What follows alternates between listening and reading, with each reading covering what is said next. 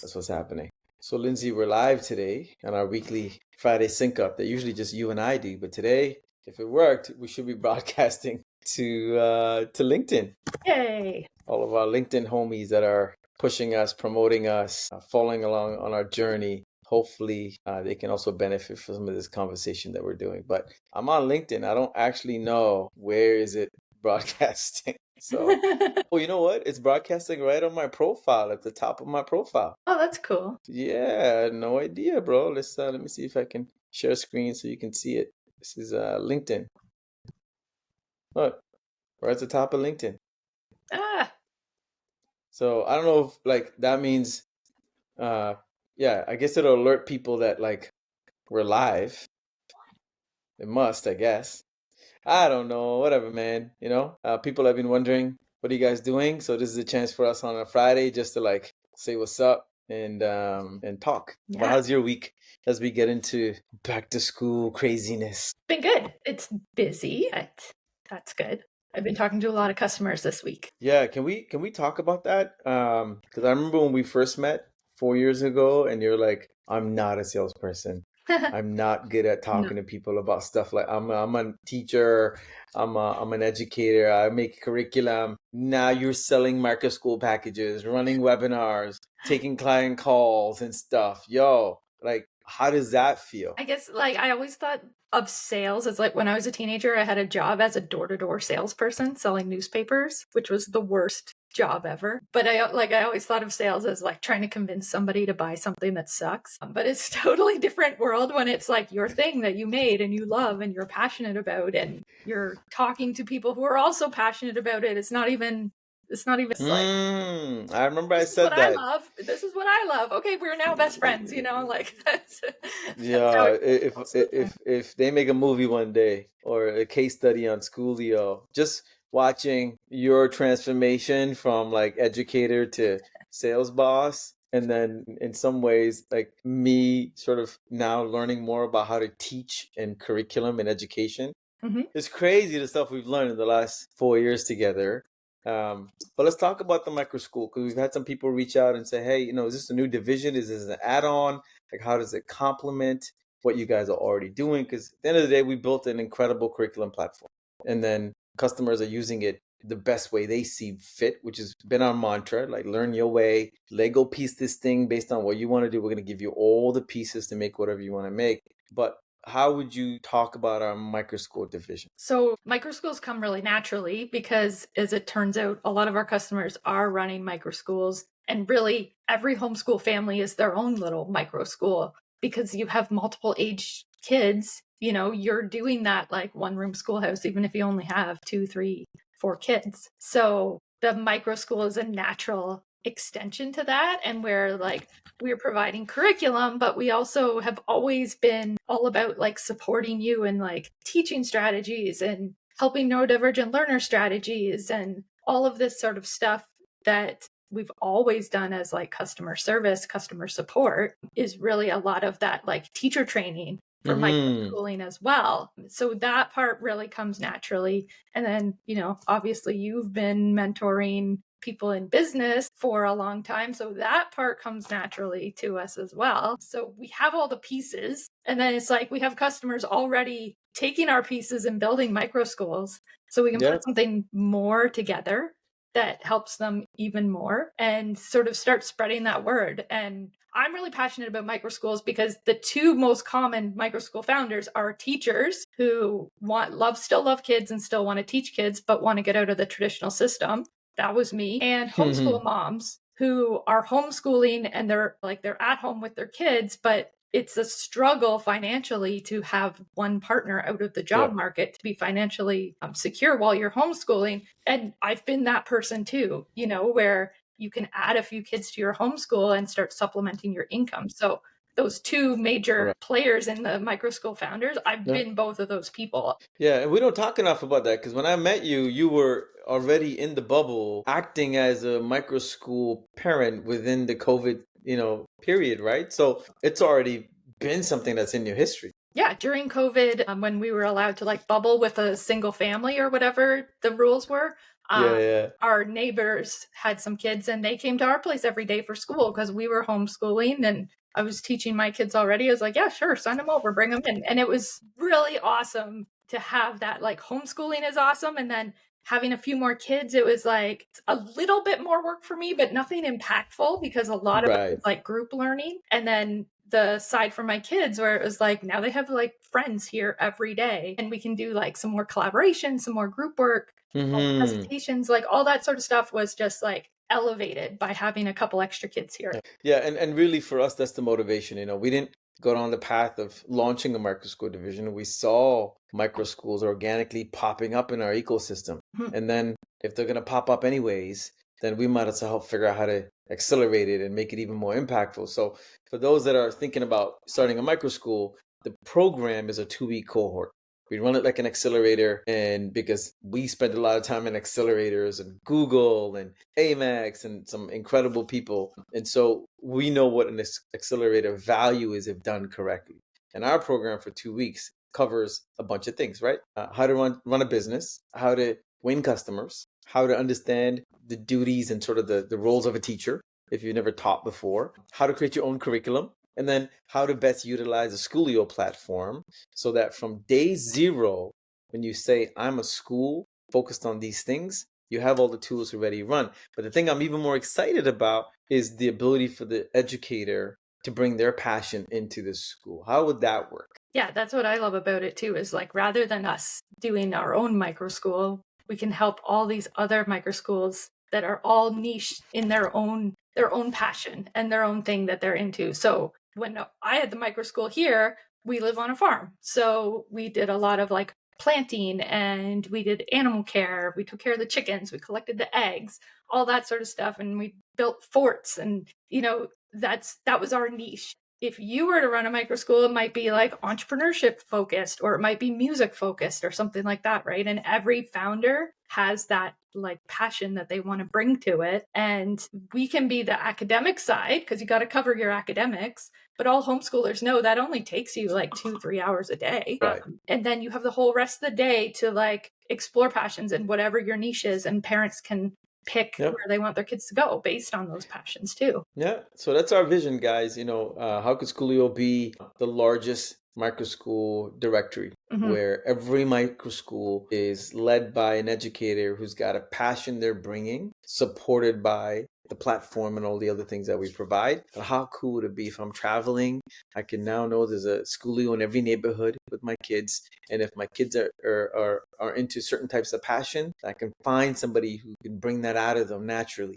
And it would not be the greatest gift if kids are like, I can't wait to go to school Mhm. because, Miss Lindsay is going to walk me through something I'm passionate about, or Mrs. Sathish is going to teach me something. That's what we're sort of dreaming. And so our first cohort is happening in August. Right. And so people that want to check it out, go to schoolio.com. There's a beautiful, I think 32, 38 page guide that we've put together that's available for free download, even if we're not the choice. I encourage people to go get that because it adds a ton of value on just what you should be thinking about when you're starting your own micro school. Yeah, absolutely. The top 10 things to consider when you're launching and all that sort of stuff. That's awesome. So go check that out, guys. And as always, if you need it, just DM Lindsay and I. Mainly Lindsay because she's head of sales now. That's her. That's her new title. We need to find a new head of curriculum because we have a new head of curriculum. So let's segue that into the next big topic, which is our new price change. Mhm. So let's talk about that. So for people that have been following us, one of the number one things that as founders, Lindsay and I have to do is figure out what's the value of our product. The purpose of a startup is to solve a business problem or a personal problem, and then the customer will decide based on the solution what is the value of their solution in their lives. Some people are willing to spend thousands of dollars on a solution that makes sense to them, and some won't spend more than $5 on a solution on what they need. And so we have been A/B testing for about a year now, since last back to school, to prep for this back to school. What is our perfect market price? We got it now. The ROAS makes sense. The cost of acquisition is affordable. The lifetime value makes sense. So drum rolls. What's our price point, Lindsey?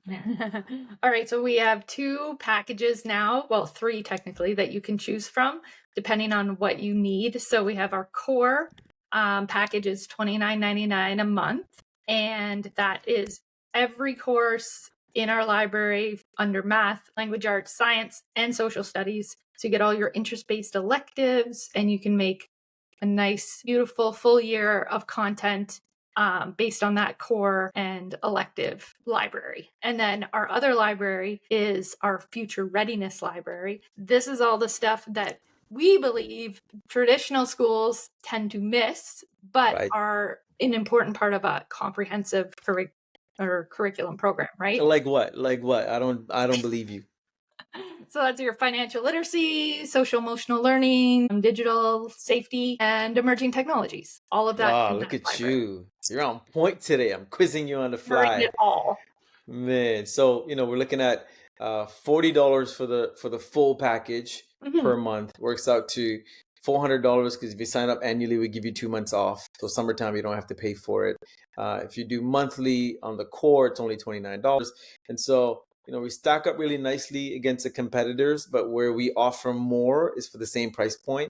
You get unlimited content, you get student success planning, you get all of the incredible dashboards and tools we built to sort of support. And we give you a beautiful, fully encompassing curriculum, not just math and language or STEM. It's just a whole thing. It's a school in a box. And so since launching on Monday, we've got about a dozen customers who have visited the site, and then we're all patiently watching to see would they sign up or would they be like, what the hell is this? Is move on. And we've got about 11 customers who moved into the trial, which means they put a credit card down and the price didn't turn them off. And we'll know in the next few days how many of them convert.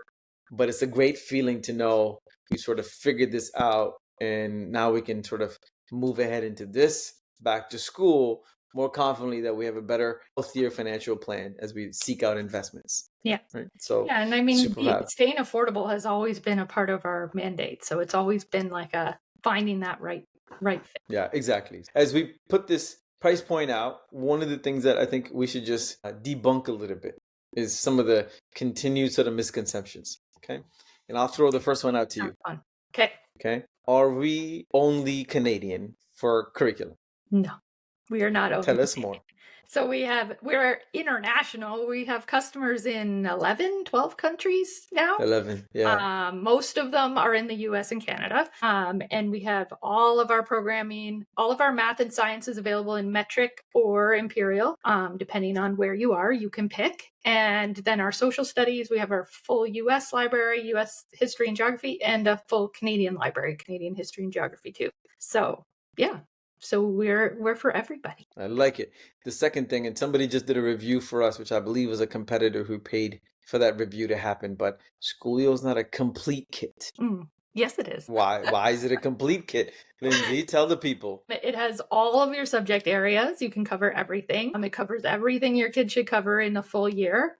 And you can make your own schedule. You can go fast, you can go slow, but at the end of the year, you're going to have covered everything you needed to cover. You can mix and match grades. So if you're trying to catch your kid up, or if they're ahead and you want to keep them interested, you can take them ahead. I mean, my kids are the original Schoolio kids. They're the ones who've been using it the longest because they were using it before it was even a thing. And Gavin's the oldest Schoolio kid because he just graduated Schoolio last year, grade 8, and this year he went to public high school, grade 9, and he's had no problems transitioning. So it's a complete, there's the evidence that it's a complete program. Yeah. It can take you from grade 1 to 8, and you know everything that the other ninth graders know. And once a month, if we bribe him, Gavin will be available for public Q&A, guys.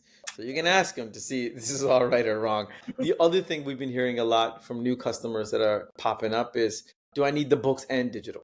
No, That's very expensive. That's a lot of money. you don't need both because you can print anything you want from the digital platform. Once you have your digital subscription, anytime you want to go offline or you want to take, you want your kids to do pen to paper work, you can just download and print those pages if you want.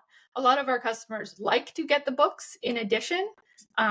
It's like watching the lesson and then like having the complete workbook and not having to print things because we can do that printing and shipping for you, and it's bound and it's beautiful, but it's certainly not a necessity by any means. Yeah. Yeah, and to close off this like customer misconception, one of the hardest things, I mean, this is my sort of first B2C business. It's really interesting to see like influencers and reviewers and people with like a unknown sort of opinion that come out and just talk about like, this product is better than this product. And I watch it. I watch a lot of the unboxing and YouTube reviews and stuff, but it's also weird when somebody's reviewing you and you're like, wait, And that's they not say right. something and you're like, no, no, that's not right. No, that's not right. What do you mean? You can't say that, please. So it's really interesting that the market we're in, where we've got great influencers and advocates that review our product that are not paid, and we got some amazing folks that say not so nice things about us, and that's okay too. I mean, it's a free world. People can have an opinion, and at the end of the day, the customer and the end customer, which is a child, will decide if we're good or not. But just to throw something out there, if you're watching this, 11 countries, just over 7,000 customers, less than 1% refund rate, a whole bunch of kids are graduating, 65% of the customers are repeat customers. It feels like it's okay. I mean, that's the So, biggest thing about curriculum. Like, people ask for advice on curriculum, and you'll get 100 responses of people saying different things and people saying opposite things. I loved this, I hated this. And that's because every child is different. Even like the experienced homeschoolers will tell you, even different kids in the same family might have different needs. I had one kid who did digital, one kid who did books for Schoolio. So every kid is different, every family is different, everybody has different objectives as to why they homeschool. Some people are very rigorous, some people are very relaxed. So you're and everybody, because education is so personal, everybody really feels like what they decided is the right thing, and you need to feel that way, because otherwise you question what you're doing, right? So everybody will advocate really hard for the thing that worked best for them and be really opposed to the things that didn't work for them.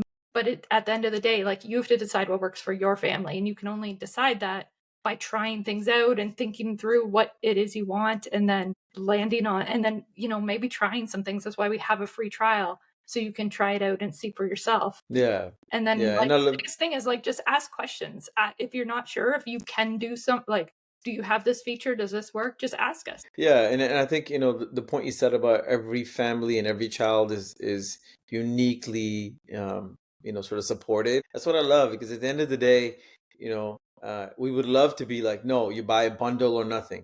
Mm-hmm. It's the best It'd be easy. corporate decision, because we're not looking for 1,000 people that are going to spend $10. We're looking for 100 people that are going to spend $1,000. That's a good corporate decision. Our investors will love it, but it doesn't service the need of the mom who's looking at, I got to pay for this and this and this and this, and I got to pay for education, but education's not enough. I need experiences and all this other stuff for the kids. Mm-hmm. So everything is thoughtfully designed to say, hey, if we're a fit, we're a fit. If we're not a fit today, come back whenever you want. And maybe core is not what you want. You need electives. Maybe electives is not what you want. You simply want financial literacy, like that parents that we met in North Carolina. They're like, we don't really want the core, but man, I'll sign up just to have access to Right? financial literacy Yeah. and future readiness. And so the message really here, guys, is if you're watching this, obviously we're competitive because we think we got a great product, but that's not the end measurement. It's, are your kids excited about learning, period? And if it happens to be with Schoolio, great. If it's a different product, equally great. We just want to make sure that you think we're here to answer any questions you might have to make the right choice. So that's the curriculum talk. We released a bunch of really cool features lately. So let's talk a little bit about that. My favorite one so far is the badges. Yeah, the I badges are really love the badges. I love the fact that we have hundreds of badges for your kids based on what they're studying. And all these badges are so cool, looks embroidered. And if our editing team puts it in here, you'll see some really cool badges. That's what I like. What do you like? Of the new features, I really like the transcripts, the being able to print and or download and print your transcripts. Because I remember when we were homeschooling and we would go like visit the grandparents in the summer, and all my kids' cousins had their report cards. Like, Grandma, Grandpa, look at my report card, and they would get like $5 each or whatever for having a good report card. So I made up homeschool report cards for my kids so that they could participate in that little ritual. And now with the transcripts, you can just easily download and print that, so your kids get That's that little like awesome. tangible thing. Hey, y'all got $5 for a report card? That's awesome. I didn't. That's awesome. That's a grandparent thing, not a parent thing, apparently.